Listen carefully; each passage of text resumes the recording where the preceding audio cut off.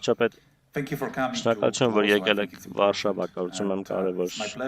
է, եւ ես Պոլացկի հիմնադրամը ներկայացնել, որն օգնում է ներկայությանը կազմակերպելու Երևանյան դիալոգ ժողովը, որին այս տարի հույս ունենք բոլորս մասնակցել։ Ես երկու կարճ հարց ունեմ, մեկը հեշտ, երկրորդը միգուցե ոչ։ Առաջինը վերաբերում է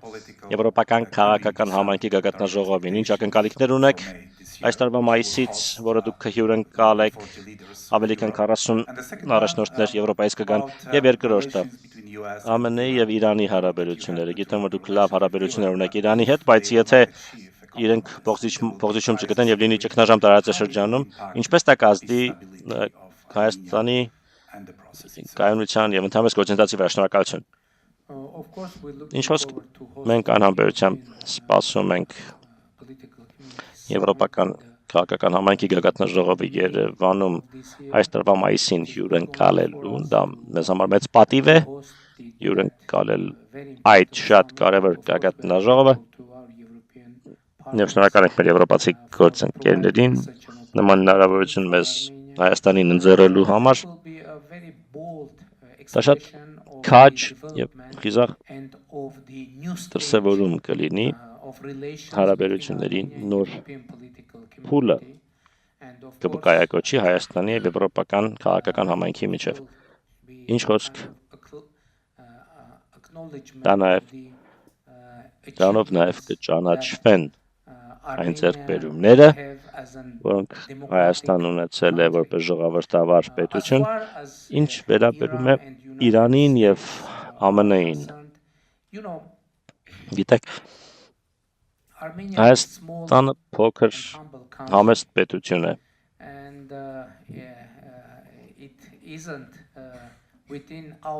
Եվ մեր կարողությունների սահմաններում չէ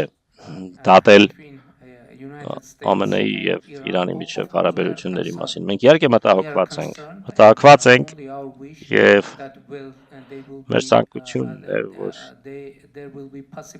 հնարավորություններ լինեն դիվանագիտական ճանապարհով ելք գտնելու այս իրավիճակից եւ իհարկե այս շատ փոփոխական իրավիճակում, անկայուն իրավիճակում մենք ուրախ ենք, որ կարողացել ենք կայունություն եւ խաղաղություն հաստատել մեր տարածաշրջանում եւ իհարկե ցանկացած անկայունություն, ցանկացած մարտահրավեր շատ մտահոգիչ է։ Եվ մենք հույս ունենք, որ կայուն իրավիճակ ունենանք մեր ընդլայնված այսպես տարածաշրջանում։ Ակնհայտ է, գիտեք, որ մենք չենք կարող մեծ ազդեցություն ունենալ այդ իրավիճակի վրա, ուստի մեր անելիքն է հուսալ, որ մեզ մնում է հուսալ, որ ամեն ինչ լավ կլինի եւ իհարկե եթե լինեն հնարավորություններ դրական ազդեցություն ունենալու, ապա մենք կուզեինք, բայց ինչպես ասել եմ, մենք փոքր պետություն ենք եւ մենք կարող ենք ընդհանրապես խրախուսել եւ միանալ դիվանագիտության ձայներին։ Միջազգային հարաբերությունների կենտրոն 30 տարի առաջ ստեղծված մտակենտրոն Լեհաստանի, շնորհավորում եմ Երևանյան երկխոսության արդիվ պատիվ ունեցա անցյալ տարի մասնակցելու։ Կցանկանայի մեկ հարց, երկու հարց, ուղղել մեկ հարցի տեսքով։ Հենց նոր ներկայացրեցիք շատ քաղաքական ծրագիր։ Իմ հասկանալով դա նաև կլինի այն ուղերձը, որով կգնաք ընտրությունների, որոնք կլինեն հունիսին շատ շուտով ձեր երկրում։ Առաջին հարցս հետևյալն է. ինչպես եք գնահատում հույզերը, մարդկանց մտածողությունը Հայաստանում, կոնկրետ այս ուղղությամբ, որն առաջարկում եք ձեր ժողովրդին եւ երկրորդը կողմից մոտենալով, մենք գիտենք, որ անդամակցության գործընթացը շատ երկար ճանապարհ է, գործընթացի մեջ մտած երկրներ, այդ թվում Թուրքիան, կան նաև ուրիշները, բնականաբար օրինակ Ուկրաինան, Եվրոպական միությունն էլ արձագանքում է, նախապատրաստվում է, հատկապես Ուկրաինայի հետ կապված, որը շատ թեժ թեմա է, սեղանին դրված են մի քանի տարբերակներ, բայց ընդլայնման քաղաքականությունը կրկին շատ կարևոր մաս է դարձել Եվրամիության աշխատանքում։ Ինչ եք ակնկալում դուք այս ճանապարհին Հայաստանի պարագայում, եթե հաղթեք։ Շատ լավ։ Շնորհակալություն։ Գիտեք, այդ օրենքի ընդունումից հետո շատերը Հայաստանում ու Հայաստանից դուրս հարց են տալիս. երբ է Հայաստանը անդամակցելու Եվրոպական միությանը, եւ մեր տեսակետը հետեւյալն է. ինչպես ասացի, մենք այդ օրենքը եւ այդ հնարավորությունը համարում ենք շատ ուժեղ խթան Հայաստանի համար, Հայաստանը շարունակի բարեփոխումների ընթացքը, ժողովրդավարական բարեփոխումները, ժողովրդավարական կառույցների ուժեղացումը մեր երկրում, քանի որ ցանկացած պարագայում որևէ երկիր Եվրոպական միությանն անդամ դառնալու շանս չունի, եթե չի համապատասխանում եվրոպական չափանիշներին։ Ուստի առաջին հերթին մենք որդեգրել ենք ուղի շարունակելու բարեփոխումները, որպեսզի համապատասխանենք եվրոպական չափանիշներին։ Ուստի այն կետում, երբ մենք համապատասխանենք եվրոպական չափանիշներին, կլինի երկու տարբերակ։ Եվրոպական միությունը Հայաստանին ընդունի Եվրոպական միության կազմի մեջ կամ ոչ, ինչը քաղաքական որոշման, քաղաքական իրավիճակի խնդիր է։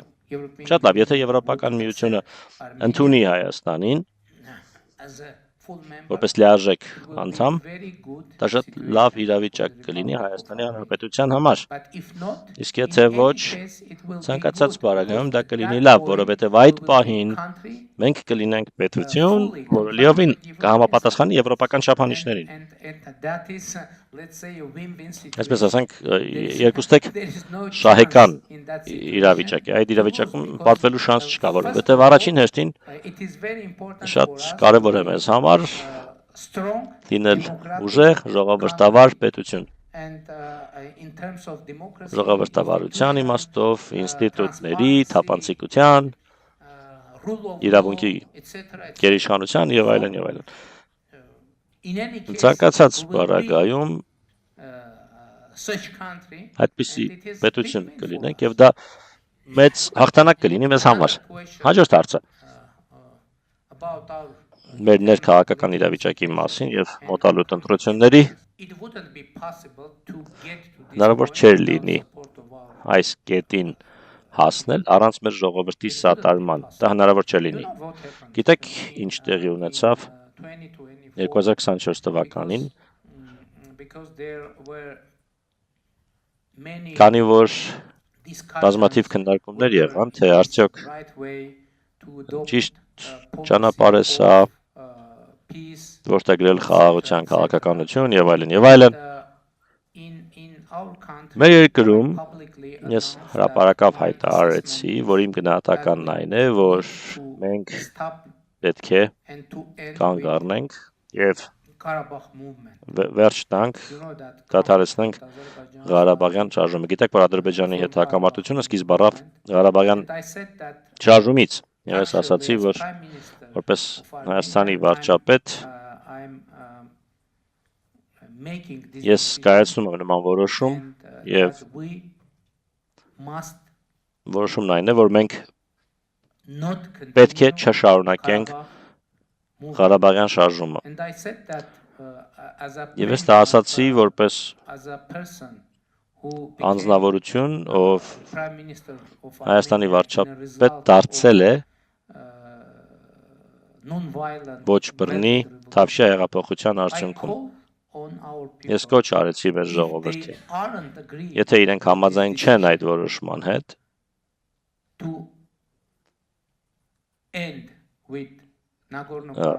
ավարտելու Լեռնային Ղարաբաղի Ղարաբաղյան շարժումը, ես կոչ արեցի մեր ժողովրդին ոտքի կանգնել եւ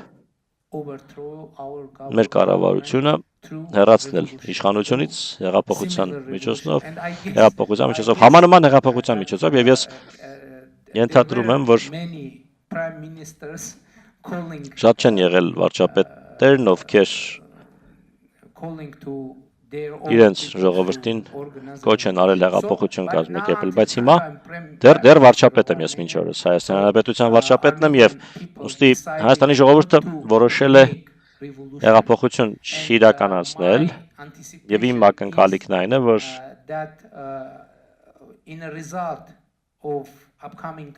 մոտակա ընտրությունների արդյունքում հայ ժողովուրդը, Հայաստանի ժողովուրդը կհաստատի մեր նվիրվածությունը հաստատված խաղաղությանը եւ այս քաղաքականությանը։ Իհարկե ընտրությունները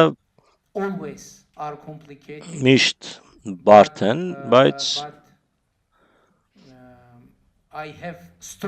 ես քաղաքական ուժեղ հավատ ունեմ, որ Հայաստանի քաղաքացիները, Հայաստանի ժողովուրդը կվերահաստատեն մեր նվիրվածությունը այս ռազմավարությանը եւ այս գաղափարախոսությանը, որը մենք անվանում ենք իրական Հայաստան գաղափարախոսություն։